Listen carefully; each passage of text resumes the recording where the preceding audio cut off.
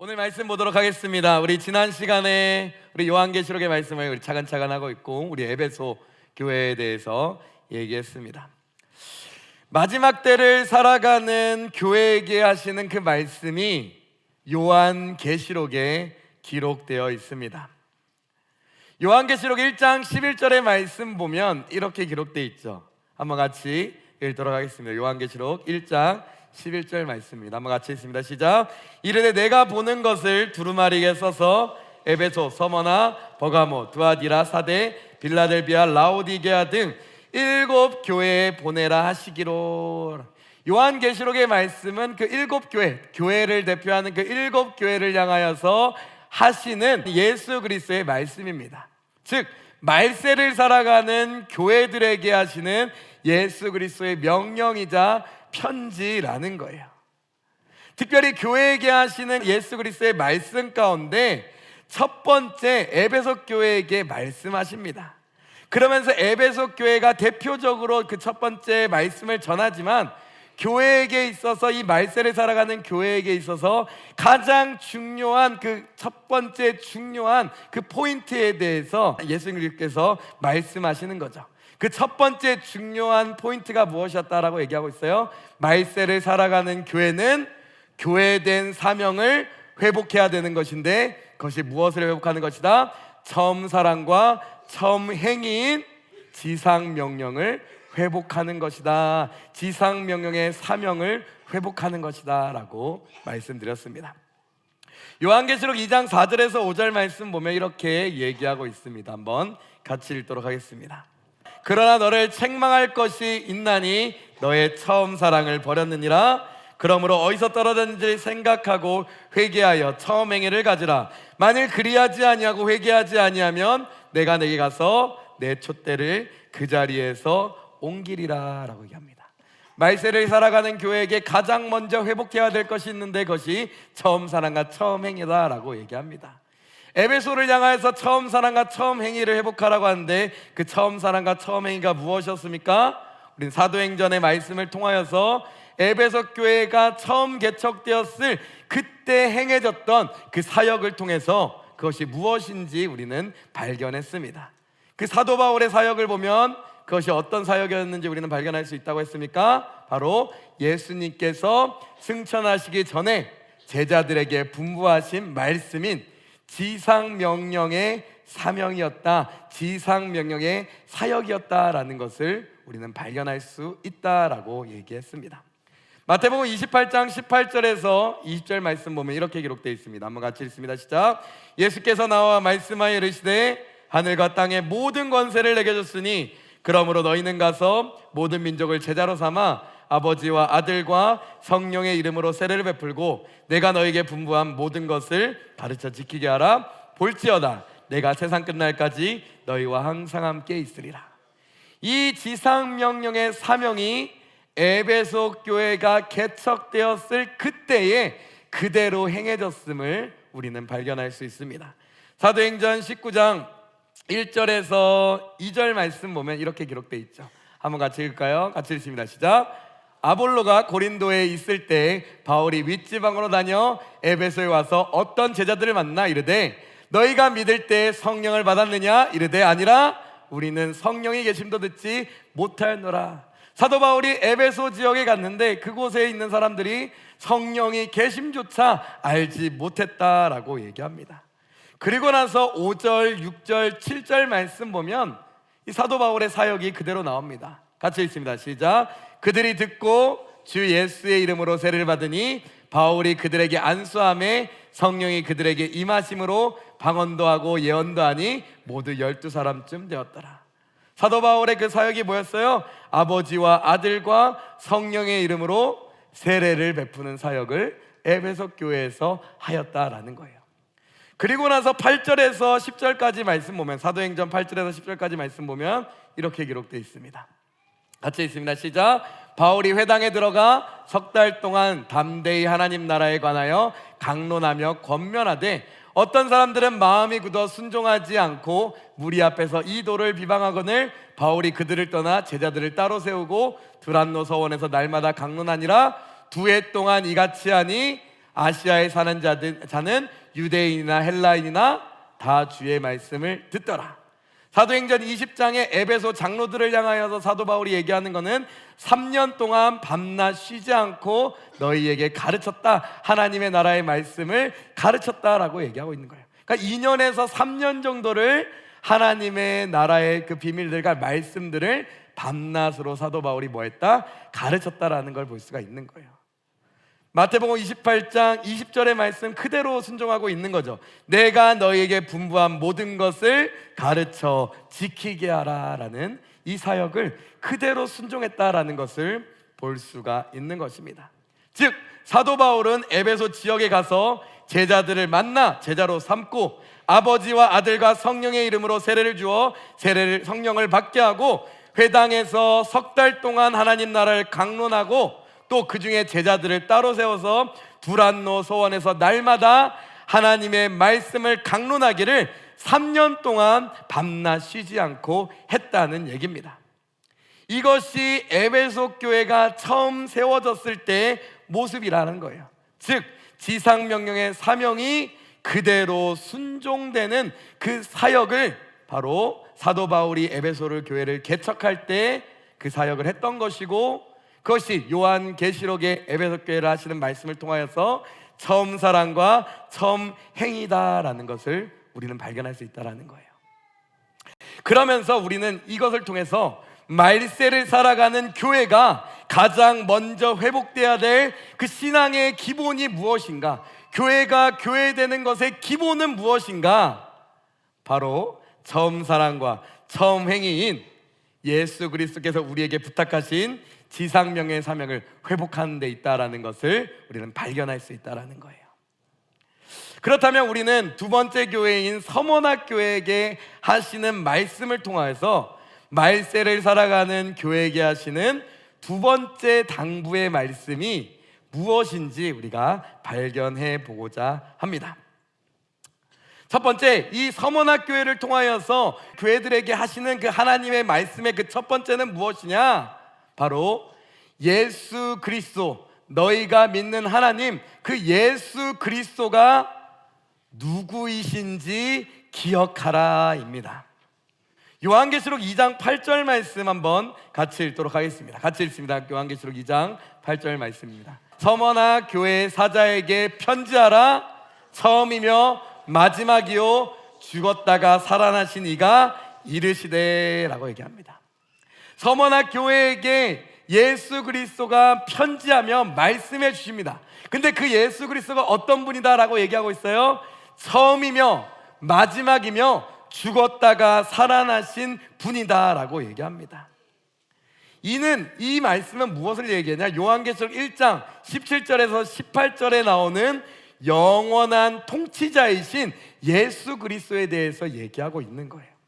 요한계시록 1장 17절에서 18절 같이 읽습니다. 시작. 내가 볼 때 그의 발 앞에 엎드려져 죽은 것 같이 되매 그가 오른손을 내게 얹고 이르시되 두려워하지 말라. 나는 처음이요 마지막이니 곧 살아있는 자라. 내가 전에 죽었노라. 볼지어다 이제 세세토록 살아있어 사망과 음부의 권세를 가졌노니 라고 얘기합니다. 서머나교회가 기억해야 될 것은 교회가 처한 상황을 또 이 시대를 바라보는 것이 아니라 누구를 바라보라라고 예수님께서 얘기하시는 거예요? 예수 그리스도를 바라봐라라고 얘기하는 거예요. 그러면서 그분을 바라볼 때 그분은 어떤 분이시다라는 거예요? 사망과 음부의 권세를 가지시고 영원한 통치자시다라는 것을 얘기하고 있습니다. 그렇기에 그분과 그분의 말씀에 집중하라라고 얘기합니다. 말세를 살아가는 교회된 우리, 또 우리 교회가 우리 두 번째로 그 예수 그리스도의 그 당부의 말씀을 눈여겨볼 때 우리가 바라봐야 될 분은 누구다라고 얘기하고 있어요? 세상이 아니다라는 거예요. 세상의 환란과 어떤 세상의 흐름이 아니다라는 거예요. 누구를 바라보아라?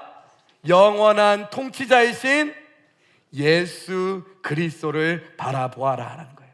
그리고 그분의 말씀에 집중하여라라는 겁니다. 그런데 그분의 말씀이 우리에게 뭐라고 얘기하시냐? 서머나 교회를 향하여서 무엇이라고 얘기하시냐? 이렇게 얘기합니다. 너는 부요한 자다라고 얘기합니다. 너는 부요한 자임을 기억하여라 라고 얘기합니다. 한번 말씀 보도록 하겠습니다. 요한계시록 2장 9절 말씀입니다. 한번 같이 읽도록 합니다. 같이 읽습니다. 시작. 내가 내 환난과 궁핍을 알거니와 실상은 내가 부요한 자니라. 자칭 유대인이라 한 자들의 비방도 알거니와 실상은 유대인이 아니요 사탄의 회당이니라 하는 거예요. 영원한 통치자이신 예수 그리스도께서 이미 서머나 교회가 당하고 있는 그 환난과 궁핍을 다 아신다라고 얘기하고 있어요. 여기서 환난이라는 단어는 내적, 외적인 어떤 억압과 고통을 얘기합니다. 궁핍이라는 단어는 물질적인 어려움을 얘기하는 거죠. 즉 서머나 교회를 눈으로, 우리가 인간적인 눈으로 볼 때, 어떤 현실적으로 눈으로 바라볼 때는, 우리의 눈으로 바라볼 때는 사회적으로 또 경제적으로 어려움의 측면에 있다라는 거예요. 그걸 하나님께서 다 아신다라는 거예요. 사실 초대교회의 많은 교회들이 이런 사회적이고 경제적인 어려움에 봉착해 있었죠. 그것이 참고할 수 있는 말씀으로 히브리서 10장 34절 말씀이 있습니다. 초대교회가 당했던, 초대교회 성도들이 당했던 사회적 또 물질적 그런 고난들이 이렇게 기록되어 있어요. 한번 같이 읽도록 합니다. 히브리서 10장 33절과 34절 말씀입니다. 같이 읽습니다. 시작. 혹은 비방과 환난으로서 사람에게 구경거리가 되고 혹은 이런 형편에 있는 자들과 사귀는 자가 되었으니 너희가 갇힌 자를 동정하고 너희 소유를 빼앗는 것도 기쁘게 당한 것은 더 낫고 연구한 소유가 있는 줄 알미라. 초대교회의 많은 교회들이 비방과 환난과 사람들의 모욕거리가 되는 구경거리가 되고, 또 이런 사람들과 함께 그 초대교회에 억압받는 사람들이 모였던 곳이 교회였다라는 거예요. 근데 그 교회에서는 어떤 일이 했다라는 거예요? 갇힌 자를 동정했고 너희 소유를 빼앗는 것도 기쁘게 당했다라고 얘기합니다. 그 이유가 뭐라는 거예요? 히브리서 말씀 보면 더 낫고 영구한 소유가 있는 줄 알았기 때문이었다라고 얘기합니다. 그러면서 하나님께서 너희 서머나교회를 향해서 너희가 현실적으로 인간적인 눈으로 보기에는 사회적 경제적 어려움이 있지만 그것이 중요한 것이 아니다라는 거예요. 하나님이 세상의 눈이 아니라 하나님이 너희 서머나교회를 어떻게 바라보고 있느냐가 중요하다라고 얘기합니다. 그러면서 하나님께서 얘기하시는 것이 뭡니까? 그러나 실상은, 즉 예수 그리스도께서 그 서머나교회를 바라보며 하시는 그 말씀은, 서머나교회는 뭐하다라고 얘기합니까? 부요하다라고 얘기합니다. 인간적인 눈으로 바라볼 때, 세상의 눈으로 바라볼 때 사회적으로 경제적으로 어려워 보일지 모르지만 하나님의 눈으로 서머나교회를 봤을 때 서머나교회는 어떠하다? 부요하다라고 얘기합니다. 그렇다면 무엇이 부요한 것이었을까요? 우리가 이 서머나교회가 도대체 무엇이 부요하기에 하나님께서 이 서머나교회를 바라보며 부요하다라고 얘기했을까요? 그것은 어떤 물질적인 것이나 어떤 세상적인 기준은 분명하게 아니었던 것 같습니다. 이것은 하나님 보시기에 선하며 또한 물질적인 것이 아닌 정신적이고 영적인 부요함을 분명하게 얘기하고 계시는 거죠. 마태복음 5장 3절에서 말씀 보면 예수님께서 이런 자는 복이 있다라고 얘기합니다. 한번 같이 읽을까요? 같이 읽습니다. 시작. 심령이 가난한 자는 복이 있나니 천국이 그들의 것이며 라고 얘기합니다. 누가복음 6장 20절의 말씀 보면 이렇게 기록되어 있죠. 예수께서 눈을 들어 제자들을 보시고 이르시되 너희 가난한 자는 복이 있나니 하나님의 나라가 너희 것이며. 가난한 자, 심령이 가난한 자는 복이 있다라는 거예요. 왜요? 그 심령이 가난한 자는 자기가 의지할 물질도 없고 또 자기가 의지할 어떤 권력자도 없고 자기가 의지할 명예도 없습니다. 그렇다면 그 심령이 가난한 자는 누구를 의지합니까? 바로 하나님을 의지할 수밖에 없는 거죠. 그렇게 하나님을 의지하는 심령이 가난한 자는 예수님께서 얘기하시는 거예요. 복이 있다, 천국이 그들의 것입니다 라고 얘기합니다. 디모데전서 6장 17절에서 18절의 말씀도 이 물질적인 어떤 그런 것이 아니라 예수 그리스도께서 주시는, 하나님의 은혜로 주시는 그 영적인 복을 사모할 것에 대해서 얘기합니다. 디모데전서 6장 17절에서 18절 말씀 한번 같이 읽도록 하겠습니다. 같이 읽습니다. 시작. 내가 이 세대에서 부한 자들을 명하여 마음을 높이지 말고 정함이 없는 재물의 소망을 두지 말고 오직 우리에게 모든 것을 후히 주사 누리게 하시는 하나님께 두며 선을 행하고 선한 사업을 많이 하고 나누어 주기를 좋아하며 너그러운 자가 되게 하라라고 얘기합니다. 디모데전서에서도 그 얘기하는 거죠. 정말 우리가 부요한 자가 되기 위해선 뭐가 돼야 된다라는 거예요. 정말 마음이 부요한 자가 돼야 한다라는 거예요. 어떤 정함이 없는 이 세상의 재물의 소망을 두는 것이 아니라 소망을 누구에게 두어라 라고 얘기합니까? 하나님께 두어라 라는 거예요. 그리고 가진 재물로 선한 사업에 힘쓰는 마음이 너그러운 자가 되어라 라고 얘기합니다. 하나님께서는 이것을 부요하다라고 얘기하시고 계시는 거죠. 또 베드로후서 1장 4절에서 7절 말씀 보면 이 부요함이 무엇인지 또 명확하게 나옵니다. 그 부요함은 다른 것이 아니라 하나님의 성품을, 신성한 성품을 닮아가는 것을 얘기하고 있습니다. 4절에서 7절 말씀, 베드로후서 1장 4절에서 7절 말씀 같이 읽습니다. 시작.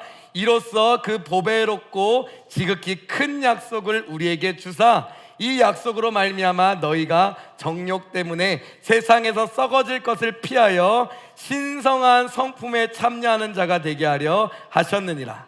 그러므로 너희가 더욱 힘써 너희 믿음의 덕의 지식을, 지식의 절제를, 절제의 인내를, 인내의 경건을, 경건의 형제 우애를, 형제 우애의 사랑을 더하라라고 얘기합니다.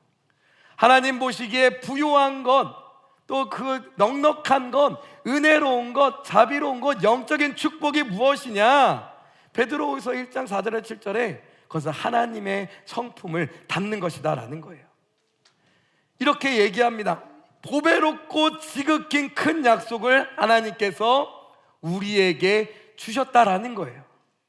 이 약속을 믿고 이 약속을 마음으로 받아들인 자는 어떻게 한다? 세상에 썩어질 것, 정욕 때문에 썩어질 것을 피하게 된다라는 거예요. 그리고 진정으로 부요한 삶인 어떤 성품을 닮아간다? 신성한 성품, 하나님의 성품, 하나님을 닮아가는, 예수 그리스도를 닮아가는 그 자가 된다라는 거예요. 그 예수 그리스도를 닮아가는 자의 삶 가운데 나오는 모습이 뭐라는 거예요? 믿음의 덕의 지식을, 지식의 절제를, 절제의 인내를, 인내의 경건을, 경건의 형제 우애를, 형제 우애의 사랑을 더하는 그 하나님의 영적인 그 신성한 성품을 닮아가게 된다라는 거예요. 교회 말세를 살아가는 교회는 다른 것이 아니라 세상적인 어떤 것을 쫓는 것이 아니라 하나님을 바라보고 하나님의 속성을 닮아가는 우리가 되어야 할 줄 믿습니다. 이 말세를 살아가는 교회에게 두 번째로 하시는 그 당부의 말씀이 이거라는 거예요. 어떤 경제적 부요나 사회적인 명예를 추구하는 것이 아니라 하나님 보시기에 부요한 것을 추구하되 하나님 나라에서 주어지는 그 정신적이고 영적인 것들을 바라보며 그 은혜들을 누리기 위하여 힘써라라고 얘기합니다. 그것을 교회를 향하여서 당부하시는 하나님의 말씀이죠. 그러면서 그것을 마음에 새기고 그것을 바라보며 살아가는 우리에게 혹여나 이 땅 가운데서 고난을 당할지라도 그 은혜를 기억하며 두려워하지 말라라고 얘기합니다. 그래서 요한계시록 2장 10절 전반절에 이렇게 기록되어 있습니다. 한번 같이 읽습니다. 시작. 너는 장차 받을 고난을 두려워하지 말라. 볼지어다 마귀가 장차 너희 가운데서 몇 사람을 옥에 던져 시험을 받게 하리니 너희가 10일 동안 환난을 받으리라. 내가 죽도록 충성하라. 그리하면 내가 생명의 관을 내게 주리라 라는 거예요.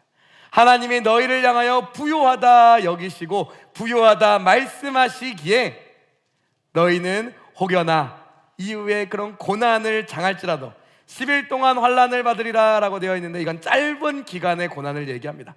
그 고난이 임할지라도 그 기간은 길지 않기 때문에 그 짧은 고난을 두려워하지 말라라고 얘기합니다. 그리고 이 말씀을 통하여서 하나님께서 고난에 대해서 얘기하시는데, 이 고난은 오히려 신앙을 강화하는 우리의 도구가 된다라고 얘기합니다. 분명히 얘기하고 있죠. 너는 장차 받을 고난을 두려워하지 말라라는 거예요. 예수 그리스도께서는 너희에게 장차 고난이 예정되어 있다라고 이미 선포하시고 말씀하십니다. 그러니까 두려워하지 말라라는 거예요. 즉 이것은 무슨 말입니까? 이 고난 또한 영원한 통치자, 온 만물의 주권자 되시는 예수 그리스도께서 허락하신 고난이다라는 거예요. 여기서 특별히 시험을 받게 하리니라고 되어 있습니다. 너는 장차 받을 고난을 두려워하지 말라. 볼지어다 마귀가 장차 너희 가운데서 몇 사람을 오게 던져 시험을 받게 하리니. 이거는 수동태로 되어 있어요. 수동태로. 여기서 수동태를 쓰였다라는 것은, 이것은 누가 주시는 고난이다라는 거예요? 하나님께서 주시는, 신적 수동태라고 해가지고 하나님께서 주시는 고난임을 보여주고 있는 거예요. 즉 하나님께서 고난을 예정하셨고 그것을 허락하셨는데, 그것은 무엇이냐? 결국 하나님께서 말세를 만난 교회에게 오히려 이 고난을 통하여서 너희의 신앙을 강화하기 위한 수단과 도구로서 시련과 고난을 주시는 것을 얘기하고 있다는 거예요. 즉 고난은 예정되어 있지만 그것은 길지 않고요, 또 이 고난을 통해서 교회는 신앙을 점검하고 오히려 이 고난을 통해서 하나님께 더 가까이 나가기 위해 힘써야 한다라고 얘기하고 있는 거예요. 그러면서 이 고난을 교회가 기억하여서, 이 고난이 결국 그냥 온 것이 아니라 하나님께서 허락하시며 내가 이 고난을 통해서 하나님께 더 가까이 위한 그 통로라는 것을 기억하며 이 고난에서 승리할 것을 당부하고 계시는 거예요. 그것이 말세를 만난 교회를 향해서 예수 그리스도께서 얘기하시는 거죠. 그래서 그 고난을 이길 수 있는, 고난 가운데 승리할 수 있는 비결도 알려주십니다. 그 비결이 무엇입니까? 바로 충성인 것입니다. 요한계시록 2장 10절 후반절 말씀 보면 이렇게 기록되어 있죠. 같이 있습니다. 시작. 내가 죽도록 충성하라. 그리하면 내가 생명의 간을 내게 주리라 라는 거예요. 이 잠깐의 고난을, 허락하신 고난을 이길 수 있는 비결은 무엇이냐?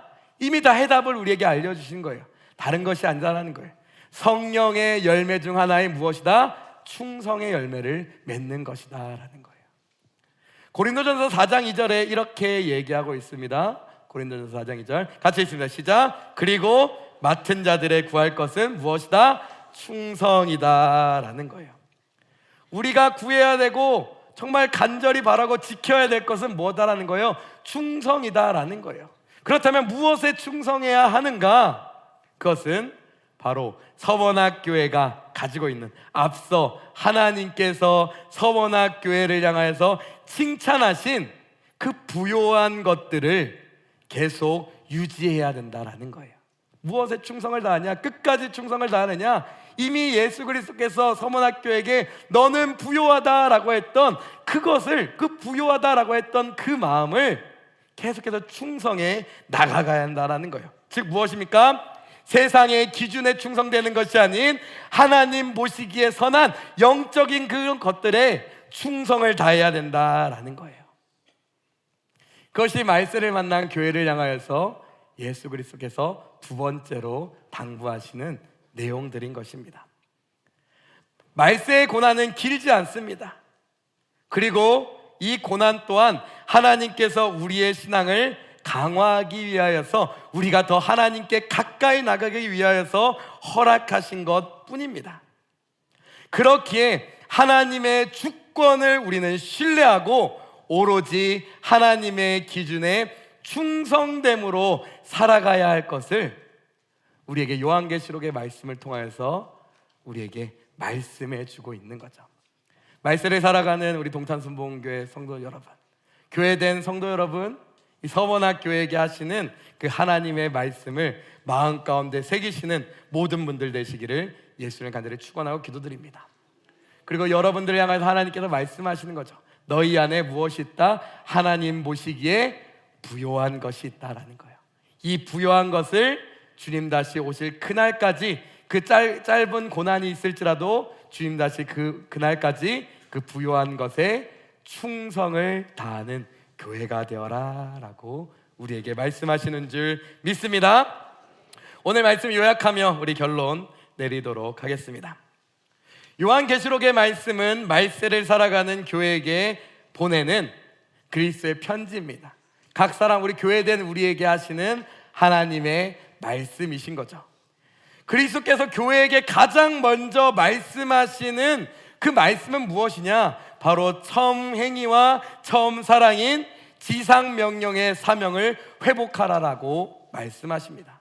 그리고 서원학교회를 통하여서 교회는 영원한 통치자이신 그 하나님을 기억하며 고난을 두려워 말고 물질적인 부요나 사회적 명예를 추구하는 것이 아니라 먼저 그의 나라와 그의 뜻을 구하는 교회가 되고, 하나님의 눈으로 바라볼 때 부요하다 여기시는 영적인 부요함을 추구하는 교회가 되어라 라고 우리에게 말씀하고 있습니다.